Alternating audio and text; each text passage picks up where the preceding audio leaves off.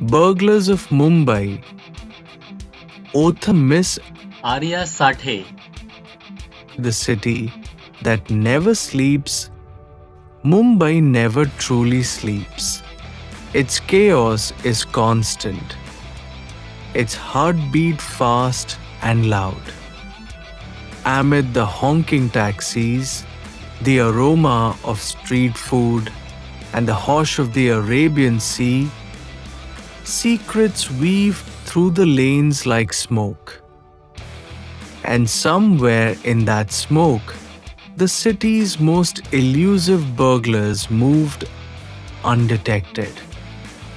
They weren't the kind that wore black masks and crept through windows. No, the three knots, as they were known, were something else. Smart, surgical, and ghost-like. Named after the three knots of a sailor's rope, their jobs were tight, silent, and precise. No security system could hold them back. No CCTV could catch their face. The gang was led by Iqbal Khan, a locksmith turned master thief. He didn't just pick locks, he picked targets with military precision. Then there was Rima D'Souza, a former theatre actress with a voice that could charm a cop out of his own badge. And finally, Raju the Ghost, a parkour expert from Dharavi who could scale a building faster than most could climb stairs. Together, they had pulled off 12 burglaries across Mumbai into years. Banks, art galleries, diamond traders, each time leaving behind just one thing: a sailor's knot tied from blue silk ribbon. But their next heist would test everything they had ever known. The heist of Malabar Hill, the target was Villa Mehra, perched on Malabar Hill, overlooking the sea. Owned by industrialist Arvind Mehra, the bungalow was rumored to house a private collection of jewels never disclosed to the public. One of them, legend had it, was the Saffron Star, a yellow diamond once owned by Mughal prince. Rima had done the groundwork. She'd spent 2 weeks pretending to be a home tutor in the bungalow next door. She watched the comings and goings, mapped the CCTV blind spots, and even got chummy with the housemaid who liked to gossip after 2 cups of chai. The Mehras are out of town this weekend. Their daughter's wedding in Udaipur, she told Iqbal one evening, handing him a sketch of the floor plan she'd drawn from memory. Iqbal nodded. We go Saturday night.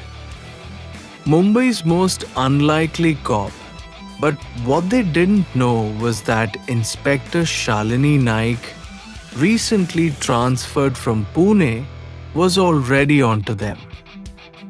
Shalini wasn't flashy like Mumbai's other crime investigators. She had a sharp memory, a sharper tongue, and zero patience for nonsense. After reviewing the files of the past burglaries, she noticed something odd. Each building hit by the 3 knots had a single security software company in common: Aarya Systems. Not a big player, but used in older buildings, especially those with legacy walls. Iqbal Khan, Rima D'Souza, Raju Sharma, she muttered, pinning their photos on the board in her office. You're not ghosts. You're creatures of habit. And she decided to bathe them. Saturday night, as the rain drizzled down on Mumbai that Saturday, the city was busy with weddings, nightclubs, and late night vada pav stalls.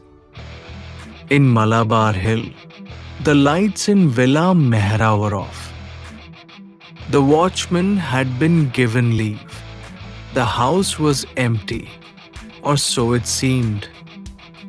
Rima, dressed in black and wearing contact lenses that masked her iris scan, slipped through the back gate using a forged ID card she had cloned from the gardener. Raju scaled the compound wall with his usual ease. Iqbal, waiting in the van, monitored the frequency jammers blocking all wireless alerts. Inside, the house was silent. Rima moved like she was back on stage, every step rehearsed. They reached the underground vault. Iqbal joined them, quickly dismantling the lock system like it was child's play. 3 minutes, he whispered. As the safe opened with a satisfying click, they saw it, the saffron star, glittering like a drop of molten gold. But then something strange happened.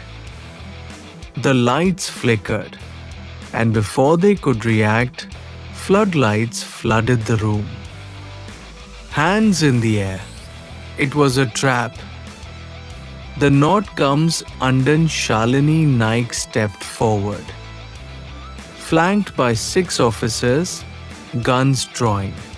Thought you'd pull off a 13th, she said coldly. I've been watching you for weeks. Raju lunged toward the side corridor, but a tasser dropped him before he could run. Rima froze. Iqbal raised his hands, calm as ever. You played us, he said, smiling slightly. No, Shalini replied. You played yourself. You always leave a knot, and I tied one tighter.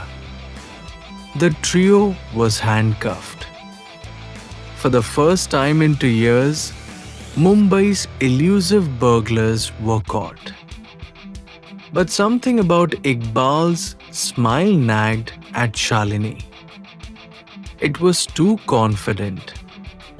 Twist in the tail 3 hours later, at the Marine Drive police station, Shalini sat down to file the official report. But just as she began typing, her phone buzzed. Unknown number. A video message. She opened it and froze.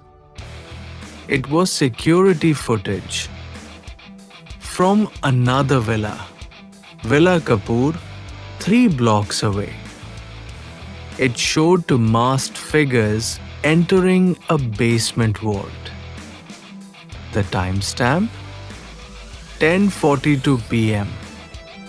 The same time she'd arrested the 3 knots. Then a voiceover. Iqbal's voice, clear as day. You caught our shadows, Inspector. Our real job was elsewhere. We always tie 3 knots. 1 to distract, 1 to confuse, and 1 to hold the real prize. The saffron star had been a decoy. The real job had gone unnoticed. The long game, it turned out the 3 knots had recruited 2 lookalikes for the Mehra job, paid them handsomely, and sent them in with fake identities and a duplicate diamond planted in the vault days earlier. They knew Shalini was watching. They wanted to be caught because their real target was not a jewel but a laptop in Villa Kapoor containing confidential data about a new offshore oil field. The buyer? A foreign firm ready to pay millions. By the time the police realized the bait and switch, the real Iqbal, Reema, and Raju were already gone, vanished like shadows before dawn. Legacy Shalini could never prove the switch in court. The footage was anonymously sent and quickly vanished. The lookalikes lawyered up and kept silent. She was furious but grudgingly impressed. Weeks later, a sailor's knot made of blue silk was found hanging from the gateway of India. It wasn't just a taunt, it was a promise. The burglars of Mumbai were still out there, watching, waiting, and somewhere in the city that never sleeps, the next knot was already being tied.